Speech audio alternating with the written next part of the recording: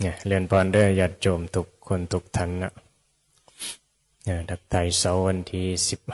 15 พฤษภาคม 2568ช่วงนี้ก็คือสิเข้าสู่หน้าฝนแล้วเนาะ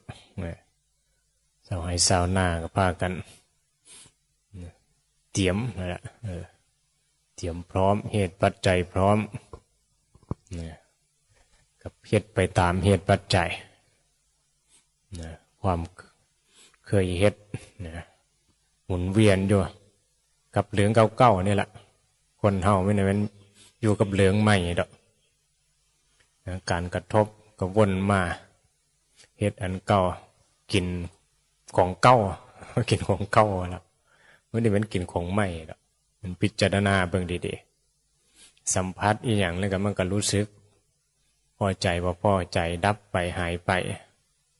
วนอยู่กับของเก่าถือใจแน่บ่ถือใจแน่เฮ็ดให้เฮ็ดหน้าได้แน่บ่ได้แน่แต่ละปีขาดทุนแน่บางปีได้เข้าหลายก็ดีใจบางปีขาดทุนน้ำท่วมก็ทุกข์นี่แหละเหตุปัจจัยมันวนอยู่กับความถือใจบ่ถือใจเฮาก็หลงวนอยู่วัฏฏะว่ามกมุ่นขังเจ้าของไว้ในความหักความสั่งนี่แหละจิตใจมันก็เลยบ่หลุดพ้นเพราะว่ามันถือขังขังไว้กระทบอย่างมันก็หลงไปปรุงแต่งไปเป็นสุขเป็นทุกข์นี่แหละบ่มีสติพระพุทธเจ้าบ่มีสติในการศึกษาธรรมพิจารณาธรรมเลยเจออย่างก็ทนบ่ได้กิเลสทำงานก็ทนบ่ได้ต้องเสพนะปุถุชนเนี่ยเห็นอย่างต้องเสพอย่างเดียวเสวยท่าเดียวคือบ่มีการศึกษามันก็สิมีความเป็นเฮ้าปรุงแต่งกับสิ่งกระทบปรากฏนั่นแหละแล้วก็สุขทุกข์ไปพอใจบ่พอใจมันเป็นธรรมชาติเป็นความหลงของธรรมดาของสัตว์โลกฉะนั้นเฮ้ามาศึกษาธรรมนี่มันเฮ็ดให้เฮ้านี่มีการศึกษามีการพิจารณามันทุกข์แท้จริงคือใจที่มันเห็นผิดใจที่มันหลงนะขาดการศึกษาธรรมะทนต่อสิ่งยั่วยวนบ่ได้แท้จริงแล้วบ่มีหยังมายั่ว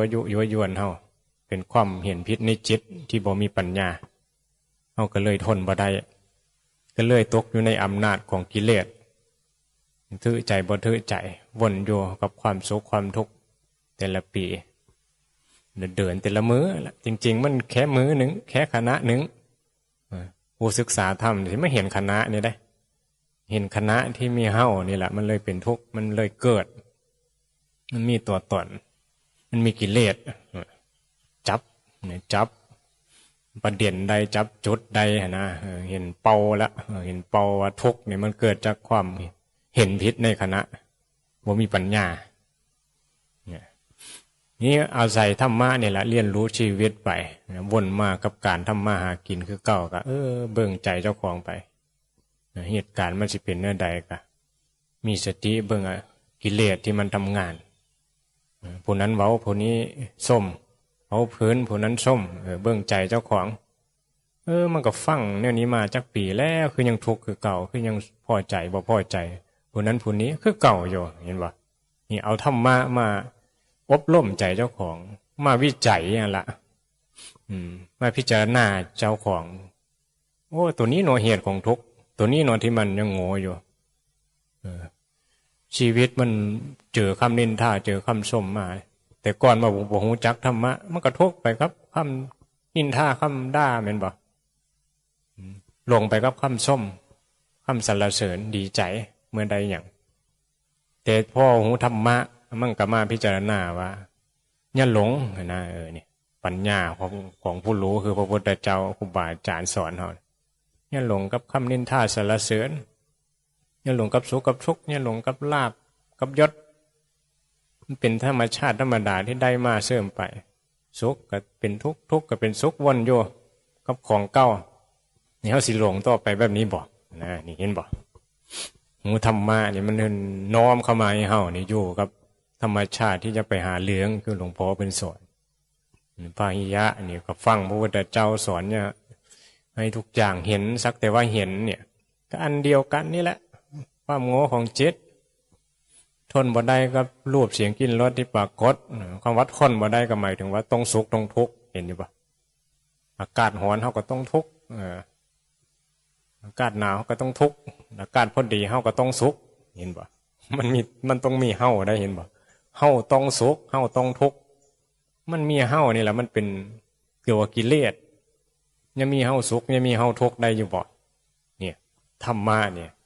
สอนให้เฮาเรียนรู้ใจเจ้าของบ่ให้สุขบ่ให้ทุกข์ว่าแม้นหนีทุกข์มาหาสุขมาบวชนี่แหละมันจึงมีความสุขมันก็แม้นอยู่เนาะมันเป็นคำเสื่อชวนกันให้เรียนรู้สุขที่แท้จริงว่าสุขนะในนิพพานหมายถึงสุขที่บ่มีเฮามาสุขอาศัยสุขนี่แหละเฮ็ดอาศัยความสุขนี่แหละเป็นเสื้อกระตุ้นให้ทุกคนนี่เฮ็ดดีตัวเดียวมันก็ต้องรู้เหมือนบอกหูหนทางหูเส้นทางของการประพฤติปฏิบัติให้มันถูกต้องเพราะทุกคนสัตว์โลกเนี่ยเขาก็แสวงหาความสุขด้วยอัตตาตัวตนแบบนี้เฮาบ่ฮู้จักธรรมะเฮาก็แสวงหาแบบมีตัวตนกับแบบมีกรรมหั่นล่ะมันก็ยังเป็นสัตว์โลกมันก็ยังเป็นความหลงอยู่นี่เป็นความสุขที่อาศัยสิ่งอื่นมันว่าอาศัยกามมันละความพอใจในรูปเสียงกลิ่นรสเห็นอยู่บ่เวลาเฮาได้อย่างที่เฮาพอใจก็มีความสุขอันนั้นละหมายถึงว่าติดอยู่ในบ่วงของม่านบ่วงของกามติดบ่วงม่านก็คือติดในรูปในเสียงในกลิ่นในรสนั่นแหละขาดบ่ได้ต้องมีความสุขอาศัยสิ่งนั้นนะอาศัยเสพกามเห็นบ่เสพในรูปในเสียงในกลิ่นในรสเสียบกามมันก็ไม่ได้เหมือนว่าเหลืองเหตุสัมพันธ์อย่างเดียวได้มันเหลืองของรูปที่พอใจเห็นดอกไม้งามในนี้ละเอาจะได้เห็นบ่ได้ฟังเสียงโม้นในนี้ละเนี่ยติดกามแล้วเบ้อน่ะคนติดยาติดเหล้านี่ก็ติดกามมาละมีกูพอใจในการสัมผัสแล้วก็มีสุขเนี่ยเขาก็เสพแล้วก็มันก็ติดขาดบ่ได้เห็นบ่นี่เลยให้เข้าใจเนี่ยไปเพ่งแต่ว่าคนติดยาเสพติดเนี่ยคนโง่เจ้าของติดในรูปในเสียงในกลิ่นในรสก็โง่คือกันนั่นแหละเห็นบ่ ติดในกามนี่สัตว์โลกนี่พุทธเจ้าว่านี่แหละสัตว์โลกมีอวิชชาครอบงำก็คือความโง่ก็เลยหลงนั่นนะในรูปในเสียงในกลิ่นในรสได้อย่างที่เธอใจก็มีความโศกเศรษฐีคนล้ำคนรวยเห็นบ่เขามีปัจจัยคือเงินทองสามารถที่จะหารูปเสียงกลิ่นรสมาสัมผัสได้แล้วเขาก็ว่าเขามีความสุขแล้วคนบ่ศึกษาธรรมะก็อิจฉาเขาโอ้ยอย่ารวยคือเขาเด้อย่ามีรถเบนซ์ขี่คือเขาเด้อย่ามีคฤหาสน์หรูคือเขาคือจะมีความสุขเสพแบบมีตัวตนนะเห็นปะอาศัยรูปเสียงกลิ่นรสกระทบแล้วก็ว่าสุขยางก็ไม่ได้มีต้องมีรองเท้ายางขี้ดินตีนเปื้อนมาไถหน้าคือเฮานี่บ่ได้ดอกเห็นบ่ เสียทีสกปรกโสโครกก็ว่าได้ไม่สะอาดมีเชื้อโรคบ่ได้ก็สิมายางขี้ดินขี้ตมบ่ได้เห็นบ่นี่ว่าแต่คนเศรษฐีเนาะแม่นบ่รู้เศร้าให้เศร้าหน้าเพิ่นไปทำงานกรุงเทพกลับมาแล้วโอ้ยไปเฮอเพิ่นยางลงขี้ตมไม่โดนแม่นบ่ให้คุณหลานให้หลานสาวงามๆเนี่ยถอดรองเท้าเดินตามรอยไถนี่ได้อยู่บ่โอ้ยไม่ได้ดอกเพราะว่าลูกสาวหันหน้าเฮาไปอยู่กรุงเทพโดนกันมีหยังมีเหยียบขี้ตมมีหยังเลี้ยงควายมันแม่ใส่ไปให้เลี้ยงควายเนี่ยว้ยบ่ได้ละค่อยเป็นคนกรุงเทพละความสวยเห็นบ่ความงามความหลงในรูปเสียงกลิ่นรสก็บ่อยากสัมผัสในสิ่งที่มันสกปรกสิ่งที่มันเฮ็ดให้เฮาเนี่ยบ่พอใจเห็นบ่แท้จริงแล้วมันอยู่ในจิตในใจที่มันหลงเห็นบ่เฮาหลงความสวยงามเฮาก็สิรังเกียจในความสกปรกเฮาหลงความสงบเฮาก็สิรังเกียจความวุ่นวายเสียงดังนะมันสิต่อต้านกันหนึ่งเถอพระเพิ่นจะไปหาม่องสงบบัดนี้มันมีเสียงดังขึ้นเพิ่นก็รำคาญเห็นบ่แท้จริงแล้วต้องใช้สติปัญญาใช้การเจริญวิปัสสนา เหตุปัจจัยเฮาอยู่ในเมืองพระอยู่ในเมืองเพิ่งกับภาวนาได้ถ้ารู้ว่าตัวตนนี่แหละไปหาเรื่องกับเสียงคือครูบาอาจารย์เพิ่นสอนเสียงบ่ได้มารบกวนเฮาไปรบกวนเสียงนี่เฮาไปหาเรื่องกับเสียงไปหาเรื่องกับรูปที่ปรากฏทนบ่ได้เสียงดังขึ้นมาแล้วเป็นย้อนหมาบางทีหมามันเฮามันเสียงดังว่ารำคาญเป็นย้อนหมาแท้จริงแล้วเฮานี่แหละเห็นบ่เฮาก็เฮ็ดเขาก็เฮาไปเขาหาเรื่องหมามันหาเรื่องอยู่แล้วมันมีตัวตนมีกิเลสมันเห็นอย่างก๊อกแคกมันก็เฮาแหละวันนี้เฮาก็เลยมามันโง่มันบอกมันหาเรื่องกับรูปกับเสียงกินกับรสอันนี้เฮาบ่มีปัญญาก็โง่คือกันไปหาเรื่องหมาเนี่ยนี่บ่สัตว์โลกหลงต่อสิ่งกระทบหลงต่อสิ่งปรากฏหันมาเบิ่งใจเจ้าของบัดนี้ศึกษาธรรมะเนี่ยเพ่งพินิจพิจารณาเบิ่งให้มันเห็นมันก็สิเห็นแหละมันก็สิจับได้ว่าโอ้ตัวร้ายตัวเฮ็ดให้เฮาทุกข์คือตัวตนตัวกิเลสในใจเห็นพิษโลกนี้มันวางอยู่แล้วคือพุทธเจ้าสอนโมคคัลลาภเห็นป่ะมองเธอจงมองโลกเป็นของว่างเป็นของว่างแนวใดแม่นบ่มองบ่เปลี่ยนบ่เข้าใจได้พระพุทธเจ้าสอนว่าเธอจงมองทุกอย่างเป็นของว่างคล้ายๆเดี๋ยวกับพยะอะไรเธอจงมองทุกอย่างสักแต่ว่าก็มองให้มันเป็นความว่างอะไรมองอย่าไปหาเรื่องอันนั้นคือหลวงพ่อสอนนี่แหละอันเดียวกันแต่คำเว้านี่มันบ่คือกันแต่ซื่อเข้าไปให้เฮาเห็นถึงธรรมชาติที่ว่างธรรมชาติที่บ่เป็นหยังเฮาความเห็นเฮาเห็นผิดในจิตมันก็เลยเห็นอันนั้นเห็นอันนี้แล้วก็เป็นเนี่ยนะละเป็นตัวตนเป็นกิเลสเป็นทุกข์เนี่ยมันเป็นอยู่ใสมันเป็นอยู่จิตแต่สิ่งอันนั้นมันก็เป็นอยู่ละเป็นตามสมมุติเป็นของเขาเนี่ยนั้นเป็นเช่นนั้นแหละแต่ที่มันเป็นที่มันสำคัญคือเป็นในจิตให้มันเป็นให้มันเป็นนี่นะเป็นต้องเป็นแบบสิ่งที่ทื่อใจเฮาเอ๊ะถ้าเป็นแบบที่เฮาบ่ทื่อใจเฮาก็โอ้ยอย่าหนีเห็นปะนะมันต่อตานมันอยู่นี่นี่แหละอำนาจกิเลสในใจเฮาเนี่ยเห็นปะมันสิปรุงแต่งไปหมดบอกว่าชีวิตเฮาพบเจอกับสิ่งใดรูปเสียงกลิ่นรสเจอบุคคลแบบใดเห็นปะคนนั้นคนนี้ชีวิตเห็นปะคนนั้นดีคนนี้บ่ดีเฮาก็สิปรุงแต่งไปได้เขายิ้มให้ก็ว่าดีเขามาซอยเหลือเฮาคนนั้นแหละดีคนนั้นผู้นี้บ่มาซอยบ่ดีมีการมีงานบุญงานทานงานศพมีคนมาซอยโอ้ดีเขามาซอยเฮาก็ต้องไปซอยเขานะมันมีการซอยเหลือกันแต่กระเทืออยู่นั่นละมันก็ต้องซอยเหลือกันเหมือนบ่ชุมชนสังคมก็ต้องสามัคคีซอยเหลือกันเวลามีการมีงานมันเป็นสิ่งที่ต้องรวมมือรวมด้วยช่วยกันในสิ่งที่มันเป็นประโยชน์นั่นแหละเดี๋ยวว่าสำคัญคือมันเข้าไปยึดไปเสพผู้ใดมาซอยเฮาจังซอยผู้ใดบ่ซอยเฮาบ่ซอยอย่างนั้นนี่มันสิมีอัตตาเข้ามายึดว่าผู้นี้มีซอยเฮาก็มีซอยอย่างนี้ทั้งที่บางเทื่อเขาก็เดือดร้อนนะเขาบ่ซอยก็เดือดร้อนก็ยากแล้วมึงบ่เคยซอยกูนะมันสิมีตัวตนเข้ามานั้นเฮาก็ต้องพิจารณาว่าอย่างที่ว่าซอยหรือเพื่อใดก็ซอยหั่นล่ะแต่มันจะไปคิดว่าเขาผู้นั้นผู้นี้บ่ซอยหรือว่าเฮาไปซอยเขาแล้วเนี่ยเขาบอกว่าซอยเธอหน้ากูก็บ่ซอยมึงมันสิมีเป็นอันนี้ล่ะลักษณะของกิเลสเนี่ยมียอมนะมันสิเอาแต่ใจคล้ายๆเด็กน้อยเอาแต่ใจเนี่ยนี่แหละคือเป็นจังว่าเด็กน้อยคือยังบ่ฮู้ธรรมะสัตว์โลกนั่นแหละสิมองแบบธรรมะก็ยังเป็นสัตว์โลกยังมีตัวตนพอใจบ่พอใจอยู่ถ้าเป็นผู้ใหญ่ก็สิศึกษาใจเจ้าของคือเรียนรู้ที่จะทำประโยชน์ให้บุคคลที่อยู่รอบข้างว่าให้เขามีความสุขแต่ก็บ่ยึดในการสงเคราะห์ในการซอยเหลือพอซอยได้สำใดก็ซอยสงเคราะห์ญาติสงเคราะห์พ่อแม่สมณะชีพามนั่นนี่ละเห็นบอกเรียนรู้ชีวิตว่าเขาสิดำรงตนอยู่แนวใด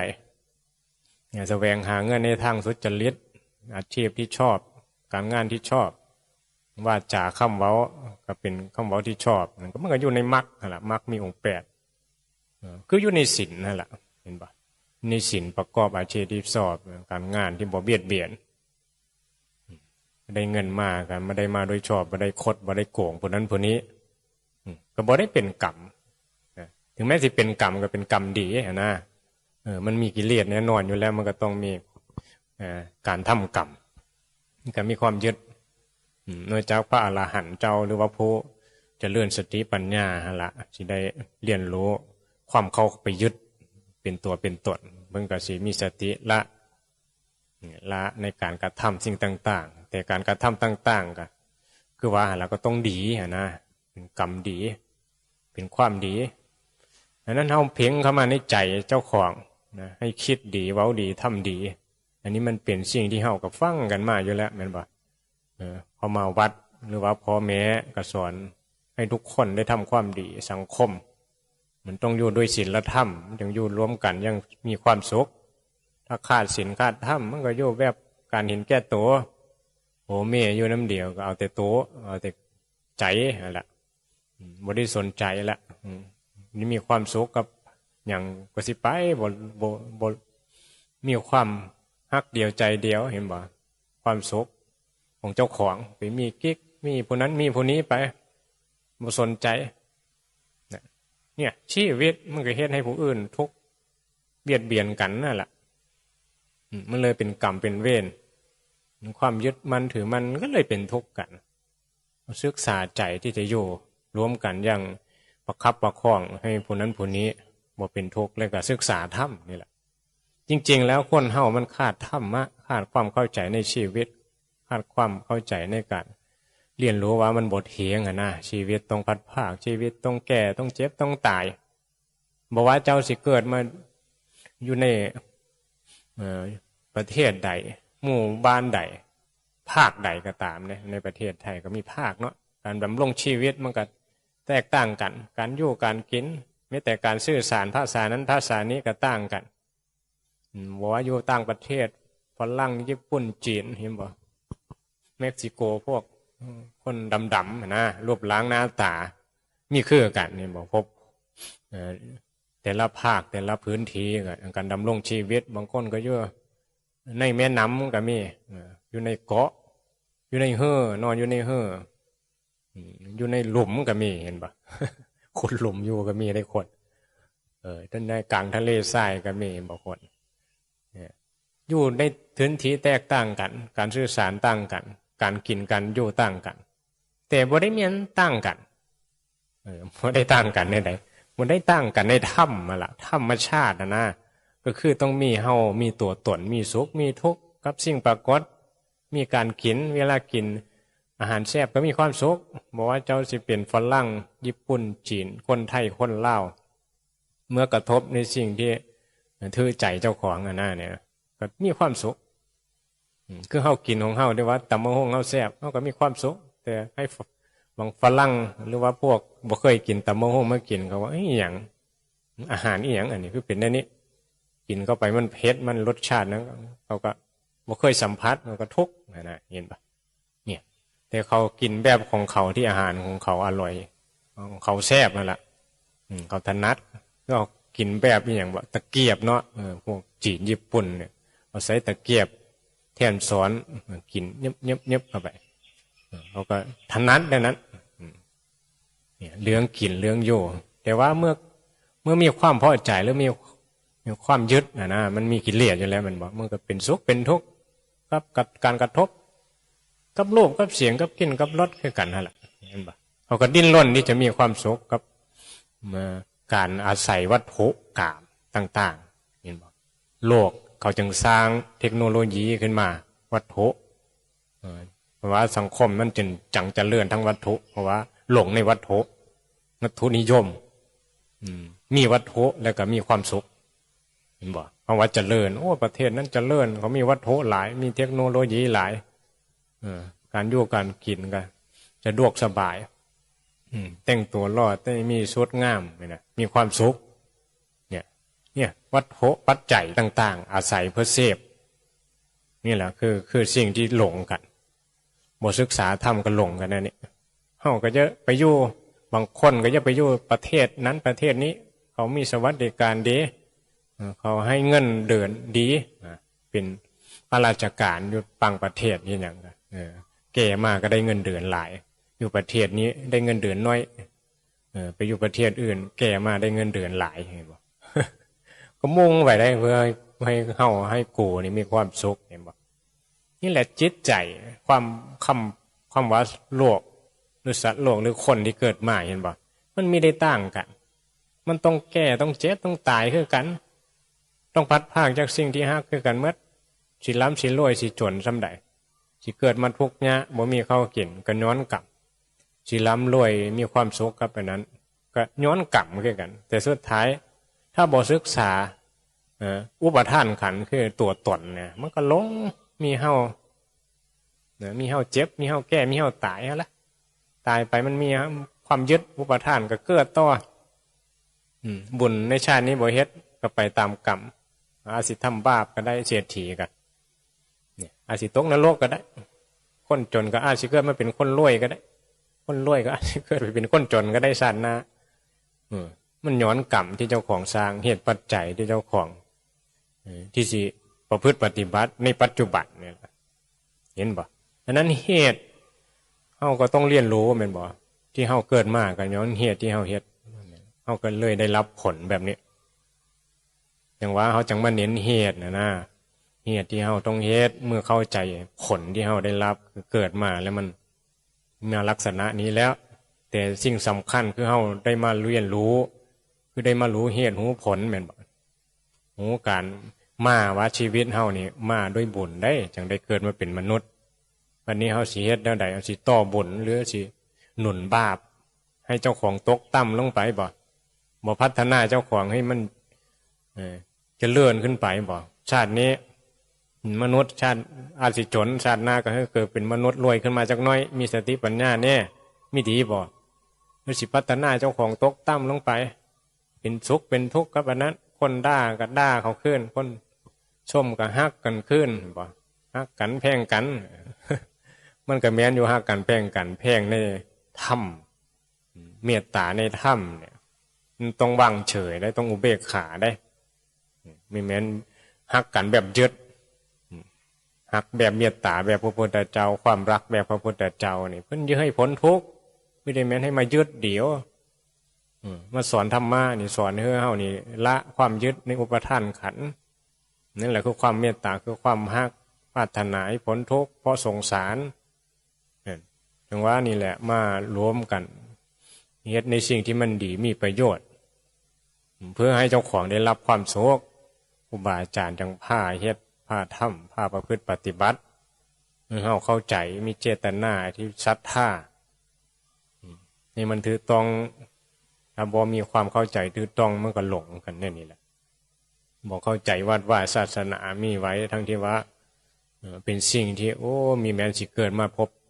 ง่ายๆคำสอนพระพุทธเจ้าเนี่ยเกิดมาไม่ได้รวยคือเขาก็โอ้ยอันนี้แล้วมันโชคดีที่สุดและได้มาพบพระพุทธศาสนาเนี่ยได้เฮ็ดให้เจ้าของได้เรียนรู้กิเลสในใจมันก็บ่ทุกข์ละถ้ามีกิเลสมีเงินเป็นทองมีเงินมีทองกองท่วมหัวมันก็ยังทุกข์มันก็สิยึดก็ลองเบิ่งนี่เอาเงินมาให้เมสซี่สักล้านนึงนี่นอนไว้กุฏิเนี่ยบ่กล้ามาศาลาจนแล้วย่างเงินหีแม่นบ่มันนี่บอกมันทุกข์ได้บาดเลยไม่ได้แม้ได้มีความสุขขึ้นเบิ่งดีๆจิตที่บ่ยึดหยังนี่แหละสบายเห็นบ่นั่นสังเกตเบิ่งโลดใจเฮาเดียวไปอยู่กับครูบาอาจารย์อยู่หลวงพ่อบ่ต้องใช้เงินนี่บิณฑบาตมาฉันข้าวนอนบ่ต้องกังวลกับหยังมันต้องมีเงินใส่มันสิเอามาหยังเงินเข้าอาหารกับข้าวก็มีสารอะไรกุฏิมีอยู่จีวรก็คุ้มเนี่ยปัจจัย4อยู่ได้ล่ะมันต้องการหยังเงินซะมันต้องการเอาไปซื้ออันนั้นที่กูมากกูชอบอันนี้ มันไปตามกิเลสนั่นเห็นอยู่บอกว่ามันเหลืองของบ่เข้าใจธรรมนี่มันใดอย่างมามันสิยึดมันมีความโลภนั่นล่ะมันเบิ่งโลดแนวทางที่การอมโบสถ์นี่มันสอนให้เฮานี่จิตเบาจิตวางบัดนี้มีปัจจัยมามีเงินมาแม่นบ่ก็มาใช้ประโยชน์บ่ได้แม่นมายึด นี่พระเพิ่นก็สิศึกษาในนี้ครูบาอาจารย์ได้ปัจจัยจากญาติโยมถวายมาเพิ่นก็มาสร้างประโยชน์มาส่งเสริมสิ่งที่จะก่อให้คนนี่ได้เรียนรู้ธรรมะคือส่งเสริมให้คนเป็นคนดีหนึ่งแม่นบ่ให้คนมารักษาศีลให้คนมาภาวนาสงเคราะห์ธาตุขันธ์เดียวไปพร้อมตามเหตุตามปัจจัยที่มีหลายมีน้อยก็ว่ากันไปนั่นแหละเนี่ยแต่ผู้มีธรรมแล้วก็เพิ่นนั่นแหละก็นำมาใช้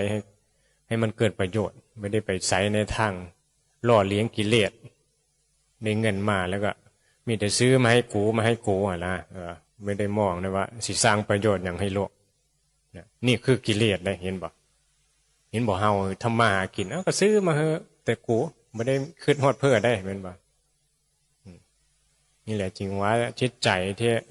คิดเห็นแต่ผู้อื่นเป็นจิตใจที่ประเสริฐที่สุดอย่าให้เขาพ้นทุกข์เพราะว่ามันมุ่งไปในทางที่การเป็นไปเพื่อการละนี่แม้นเอามาเข้าตัวเจ้าของเนี่ยเอามาเข้าตัวเจ้าของเนี่ยเกี่ยวกิเลสวิจิตรณาเบื้องให้มันดีๆคำสอนพุทธเจ้าเพื่อนยังสอนให้ทานกับเพื่อละเพื่อว่างก็ยั่วไปตามเหตุตามปัจจัยที่มีเลยเนี่ยเรื่องเนี้ยได้ธรรมะนะแต่ว่าเฮาบ่เข้าใจฮะล่ะเฮาบ่ได้รับสื่อที่จะกระตุ้นให้เฮาพิจารณาเฮาก็เลยว่ามันเป็นเรื่องยากแม่นบ่คิดว่ามันเป็นเรื่องศักดิ์สิทธิ์เนี่ยบางคนก็ว่าต้องทำพิธีกับไปหาอาจารย์ที่ขลังศักดิ์สิทธิ์มันจังสิซอยเฮาได้แท้จริงแล้วเนี่ยคำสอนพุทธเจ้าเนี่ยขนาดนี้